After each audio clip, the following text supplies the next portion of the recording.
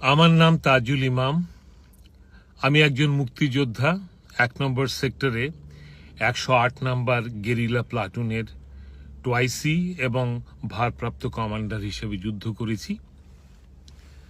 আমি কখনোই সরকারি অথবা বেসরকারি কোনো রকম সুযোগ সুবিধা অথবা ভাতা মুক্তিযোদ্ধা হিসেবে গ্রহণ করিনি,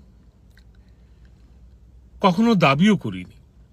কিন্তু আজ নতুন প্রজন্মের কাছে আমি একটা দাবি নিয়ে এসেছি। মুক্তিযোদ্ধারা চলে যাচ্ছেন, অনেকেই চলে গেছেন নীরবে নিঃশব্দে। আমারও দিন ফুরিয়ে আসছে। মুক্তিযোদ্ধাদের অন্তিম রাষ্ট্রীয় সম্মান যারা যথাযোগ্য মর্যাদায় দিয়েছেন এবং দেবেন, আপনারা তাদের ক্ষমতায়ন করুন, কারণ তারাই দেশের জন্য মঙ্গলজনক শক্তি। আপনারা তথ্য সমৃদ্ধ প্রজন্ম, নিশ্চয়ই জানেন আমাদের দেশের বিরুদ্ধে পরাজিত পাখীদের সক্রিয় ষড়যন্ত্রের কথা। গত ৪৭ বছর ধরে তাদের হিংস্রতা আহত করেছে বাংলাদেশের অগ্রগতি। রুখে দিন তাদের, যারা স্বাধীনতা শত্রুদের সাথে হাত মেলায়।